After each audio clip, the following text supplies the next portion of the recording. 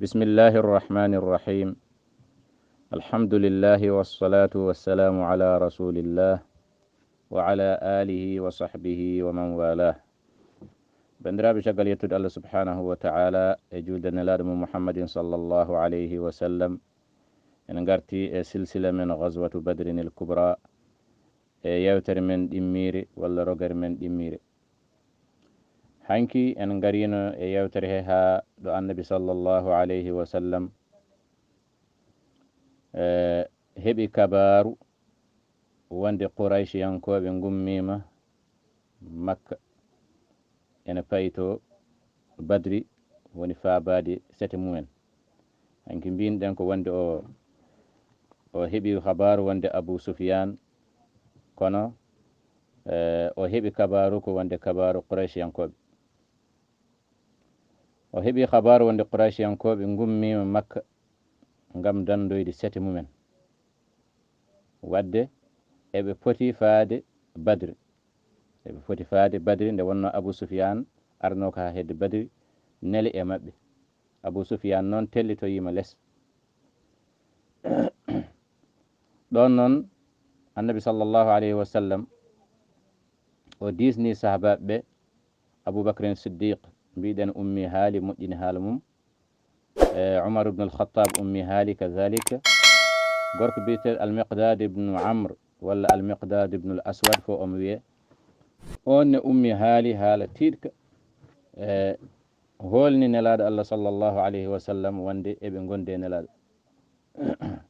caggal ɗum nelaɗo Allah sallllahu alayhi wa sallam ɗo windande men hannde ƴettata hucciti e yimɓe ɓe kadi wiɓe ashiru alayya ayyuhannas woni joofanɗe kam walla joofaɗe am firti tan ko dokke kam miijo mon ayyo dokke kam miijo mon onon yimɓe o faandi hen noon ko ansariyankoɓe nde wonno lansariyankoɓe kamɓe ɓuuri hewde e kono o kadi nelaɗo sallllahu alayhi wa sallam ene jogino kulol hoto wonde lansariyankoɓe jaɓata habdede e mum caggal Madina omo jogino kulhuli wonde lansariyankoɓe woto tawde ɓe jaɓata habdede e nelaɗo Allah sallllahu alayhi wa sallam tan ko nder Madina so gagne tawi ɗumen Madina dal ɓe kaaɓe kono yaltude kam tawoye yimɓe banggueji goɗɗi ina haɓoye mumen omo jogui kulol est ce que lansariyankoɓe ma jaɓa ɗum waɗi o huccite mabɓe o wiɓe ashiru alayya ayyuhannas nden o haali ɗum goto e lansariyankoɓe biteɗo Saad ibnu Muaz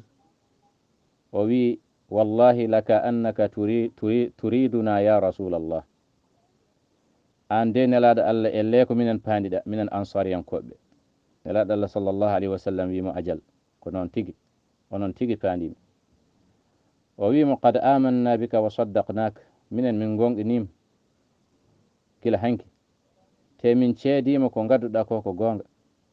te min dokkima hen podoje amen yani aadije amen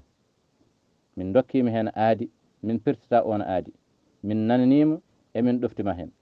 emin nan ko kalata emin jaɓa kadi emin gollira ko jamirɗa ɗum noon yaadu e amen ko jiɗɗa foof to jiɗɗa foof yaade e amen o wondi kanko Saad ibnu Muaz o wi fa walladi ba'athaka bilhaqqi law ista'radta bina hadha albahra fa khudtahu la khudnahu ma'ak mi wondiri on nelɗoma e gonga woni Allah hay sinna a jumpino ngoɗo maayo taccuɗa maayo ngo minenne mamin min jumpidango e ma hay goto e amen lundotako woni hay goto e amen heddotako hay gorko goto e amen o hedda caggal te min gañani hawrude e añɓe amen janggo ay ala e amen gañƴo hawrude e añɓe men ɓe janggo ɓe kooli nelaɗo tan sallllahu alayhi wa sallam wonde kamɓe eɓe coftani hare nde o wi kadi inna la subrun fil harbi sudqun fil liqa ma taw min komin muñɓe e haare komin gonɗum kadi e kawragal ayyo so kawragal waɗi julɓe e hefere ɓe kawri ma taw emin gonɗi komin mbi ko emin gondema o wi annabi sallllahu alayhi wa sallam laalla allaha yurika minna ma tuqirru bihi aynuka yama de Allah holluma e amen ko ina ɓuɓno ɓernde ma ko ɓernde ma ina ɓuuɓa hen ar be mbiyata ɓuuɓgol ɓernde ko ɓuuɓgol yitere qarrat ayni firti tan e pulaar men ko ɓerdam ɓuuɓi. ɗum noon yaado e amen e barke Allah fasir bina ala barakatillah. nelaaɗo Allah sallllahu alayhi wa sallam welti wiɓe njahe faade e añɓe mon kadi beltoɗe. fa inna allaha taala qad waadani ihda taifatain, saabu Allah tawɗo o fodini kam gotel e pelle ɗiɗɗe. Allah fodini kam kay gotel e pelle ɗiɗɗe ham komi keɓowo ɗum woni fedde Abou Soufiane ndey sete o baɗɗo marchandise o, walla kam fedde Abou Jahli ummiɓe makka ɓe. eyyo ɗen ɗiɗi noon eɗi certi, saabu ndega ko worɓe 4 walla 3 mbinɗen hanki, teɓe gondi koye marchandise ha heewi. yande mabɓe foolaɓe ene weeɓi, kadi sa fooliɓe kadi keɓata ko jawdi ha heewi. nde to noon ko worɓe ha heewi fodde ujunere gorko walla ko ɓaɗi ɗum, te ko jogoti ko silemeje e gaawe jogui daabeje ha heewi. ɗum waɗi Allah ene haalanen ɗum to suratul anfal, wa id yaidukum allahu ihda taifataini annaha lakum. jangto walla siftortuma nde Allah fodani on gotel e pelle ɗiɗɗe wonde e ngel wodani on wonde mon keɓgel. onon noon watawadduna anna gayra zati shawkati takunu lakum. oɗon jiɗi noon wonde ko fedde ɗande nde yani keɓaton, yani ɓurani on ko hebde fedde ɗande nde woni fedde ayro o, woni fedde Abou Soufiane nde, nden waɗi marchandise famɗi worɓe. kono fedde ñande nde noon woni jogitiɓe silimeje e jogitaji, ɓen on jiɗa hawrude mabɓe. wonno sahabaɓe on saaha ɓurannoɓe ko hawrude e fedde nde to. tabiatul insan. Allah noon yiɗi feññinde gonga, wa yuridu llahu an yuhiqa alhaqa bi kalimatih wa yaqta dabira alkafirin. tawi noon Allah kañum muuyi ko yo on kawru e fedde jogotinde nde ñande nde, bel gonga feeña e dow fenade, gonga tabita e dow fenade, kadi Allah halka hefereɓe. ko ɗum Allah muuyi. so on kawri e fedde ñande nde jogotinde nde, son pooli ɓen ɓurata mawnude, ɓurata hulɓinade, ɓurata hante nanede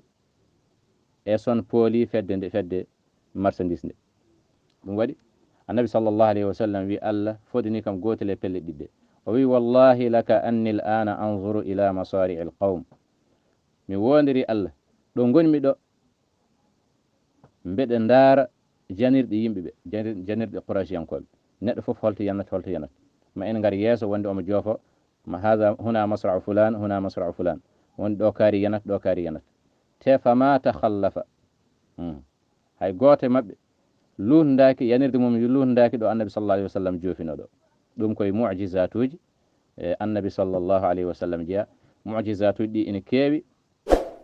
e ghazwatu badrin wastama en garoy hen. ɗon noon annabi sallllahu alayhi wa sallam ummiti ɗon kadi yawti yeeso seeɗa ha o ɓatti badri. o ari ha nokku ɓattiɗo cangol badri ngol. nde wonno badri ko ɗum cangol, badri ko cangol baɗatgol ndiyam e ngol horo noon, kono ko cangol wiyete noon. o waɗɗi kanko e Aboubacry, ɓe jaandi seeɗa, ɓe jirli ɗon seeɗa, eɓe goni e daabeji mabɓe, haɓe kawri e gorko gooto arabi mawɗo, gorko nayejo. annabi sallllahu alayhi wa sallam namdimo, beele ala ko nananɗa Quraysh, beele ala ko nananɗa Muhammad e wondiɓe mum. nde wonno o waɗi ɗum namdorade ni ko ha o majji kino gorko. ene wawi gorko so andi ko Muhammad sallllahu alayhi wa sallam woni ɗo tawa o haalanta ɗum. joni noon gorko o wimo, mi haalanta on so wona kabrumi holto gummi ɗon, so wona kabrumi ononne holto gummi ɗon, mimman antuma. annabi sallllahu alayhi wa sallam wi ida akhbartana akhbarnak. sa habri min holi yani kabaru momin namdima o tan, min kabruma minenne holto min gummi. gorko o noon felliti haalande ɓe, wiɓe noon azaka bi zak, bel ɗum koye ɗum, yani bel ɗum koye ɗum woni bel onon haalandemi to gummi ɗon fawi koye min haalande on ko namdi ɗon ko. annabi sallllahu alayhi wa sallam wima naam, eyyi noon tigui. gorko haalani annabi noon, wimo min de mi heeɓi e kabaru wonde Muhammad e wondiɓe mum ɓe jalti Madina ñalawma kaza e kaza, ñalawma tel e tel tan, ñalawma maniju ɓe jalti Madina. so tawi noon kalanɗomi o haali ko gonga o fenani, hande ɓe poti wonde koye nokku maniju. o haali nokku ɗo nelaɗen ndimti ɗo nelaɗo sallallahu alayhi wa sallam e sahaba mum goni hande ɗo. anni mbiɗen ko ɓe ndimti to bagsuji mabɓe annabi e aboubacry mbaɗɗi jirli e ladde nde seeɗa eyyo joni noon gorko wi so tawi kalan ɗum o haali ko gonga wonde ɓe jaltiki ñalawma tel nden hande ɓe potata wonde ko nokku naggam hawri e nokku ɗo sahabaɓe ɓe gonɗo o wi heeɓi kam kadi kabar yettimam wonde Quraysiyankoɓe jalti kadi ñalawma kaza e kaza ñalawma manijo so tawi kalan ɗum o haali gonga fenani tawata hande ɓe goni koye nokku naggam o haali nokku mo Quraysiyankoɓe goni ñande hen o ayi hawri hen caggal ɗum o wi ononne mimman antuma ononne holto gummi ɗon nelaɗo Allah sallllahu alayhi wa sallam wimo nahnu mimma minen min gummi koye ndiyam tan summan sarafa o rumti o yeehi kanko e Aboubacry ni Siddiq radiyallahu anhu o wimi tan minen min gummi koye ndiyam tan o rumti o yeehi o woppi gorko hanti ina aani ina ronki andude holɗam ndiyam o wone wiide min ma amin ma il iraq bel ko ndiyam iraq walla ko ndiyam holtoon min ma naam nde wonno ɗum ɗo ko majjikinade eyi alharbu khudaa en garino hen hanki ko majjikinade o yiɗa gorko anda holi kanko saabu o anda kadi gorko holi kañum eyyo gorko ene wawi tan ko ñukkintoɗo ene wawi tan ko goɗɗum e goɗɗum ene wawi taw ni komo jaggani ɗemgal mum ya haalano Quraysiyankoɓe so yii ɗumen wa hakaza alharbu khudaa kala no mbawɗa janforade gañoma ha poola ɗum ene dagui e wolde annabi sallallah alih wa sallam e Aboubacry duttima to sahabaɓe makko ɓe kanko annabi o neli Ali e fedde e sahabaɓe he worɓe tan yonɓe seeɗa e sahabaɓe ɓe ardiniɓe Ali ibne Abi Talibin o neliɓe to cangol Badri to yoɓe jaadal banggue Badri to ɓe bitta toon seeɗa ɓe ñukkinda toon habaruji ɓe jaahi ɓe kawri toon e sukaɓe ɗiɗo nelaɓe Quraysh yankoɓe ina neli sukaɓe ɗiɗo eɓe nawi geloɗi ƴogoji ndiyam yoɓe jaato cangol to ɓe ƴogoya ɓe jaahi ɓe nangi sukaɓe ɗiɗo ɓe kamɓe sahabaɓe ɓe nangi sukaɓe ɗe ɓe gaddiɓe gato annabi sallallah alayhi wa sallam tawi annabi sallallah alayhi wa sallam ina juula ɓe mbi sukaɓe holi onon sukaɓe mbi minen komin nelaɓe Quraysh komin yarnoɓe ko sagataɓe tan to kosɓe eyyo komin yarnoɓe e Quraysh yankoɓe komin ƴogoyoɓe ndiyam emin gaddana Quraysh yankoɓe kamɓe sahabaɓe ɓe jeddi e ɓerɗe mabɓe kabaro saabu ɓe jorti ko taw ko sukaɓe ko sukaɓe Abou Soufiane o e joom iiro o wa tawadduna anna gayra zati shawkati takunu lakum kamɓe ɓe ɓuuri yidde ko hawrude Abou Soufiane ɓe jiiɗa hawrude e Abou Jahal joni noon ɓe jiiɗi sukaɓe taw ko nelaɓe Abou Soufiane wona nelaɓe Quraysh e Abou Jahal walla Abou Jahal e Quraysh on saaha noon ɓe pii sukaɓe no feewi kamɓe sukaɓe ɓe mbi nahnu li Abi Soufiane minen komin nelaɓe Abi Soufiane nelaɗo Allah sallallah alayhi wa sallam noon omo juulatno o silmin tan o wi ida sadaqakum darabtumuhuma wa ida kadabakum taraktumuhuma ni onon de soɓe kalni on gonga piyonɓe soɓe peni on noon goppanɓe nde ɓe mbi on minen ko Quraysh yankoɓe neli amen ɗon koɓe gonɗuɓe jaggo ɗon piiɗonɓe nde ɓe tampuno e piggal ɓe mbi ko Abou Soufiane neli amen goppuɗon ɓe wadde soɓe gonɗi on piyonɓe soɓe peni on gopponɓe o wi noon sadaqa wallahi innahuma li Quraysh o wi ɓe kaali koko gonga ko Quraysh yankoɓe neliɓe caggal ɗum annabi sallallahu alayhi wa sallam wi ɓe akhbirani an Quraysh kabre kam ga Quraysh yankoɓe holto ɓe goni sukaɓe mbi e Quraysh yankoɓe e ɓen caggal nde ɗo tulde e ɓen caggal nde ɗo tulde ɓe joofi ɗon tulde tan wara hadha al kathib tulde tan walla seeno e ɓen caggal ɗon annabi sallallahu alayhi wa sallam wi ɓe holno ɓe poti sukaɓe ɓe mbi min ganda sabu e koɓe sukaɓe sagataɓe tokos annabi sallallahu alayhi wa sallam wi holno foti ɓe kirsata ñalawma foof sukaɓe ɓe mbi ñalawma eɓe kirsa geloɗi jeenayyi saaha ɓe kirsa geloɗi sappo ñande goo ɓe kirsa jeenayyi ñande goo ɓe kirsa sappo e geloɗi annabi sallallahu alayhi wa sallam wi sahabaɓe ɓe alqawmu fima bayna 900 wa al alf o wi gandon ɓe tolni koye hakkude temedde jeenayyi e ujunere hakkude temedde jeenayyi e ujunere ɓe mbawi yettade ujunere eɓe mbawi famɗude ɗum caggal ɗum annabi wiɓe hol e mawɓe makka wonɓe e sete o yani e kono he hol e mawɓe makka naɓe wonɓe hen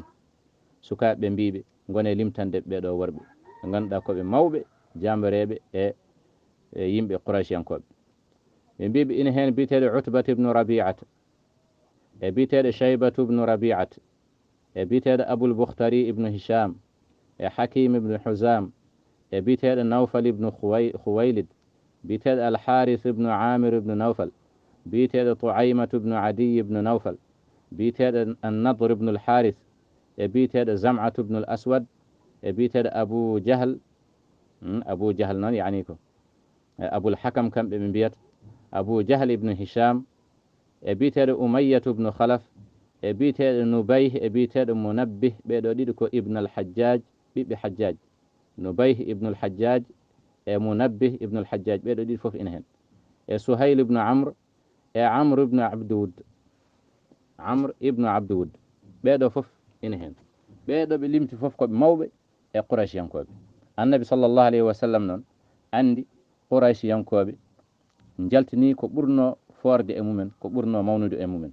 o wi sahabaɓe wa hadihi makkatu qad alqat ilaykum aflaza kabidiha makka de nani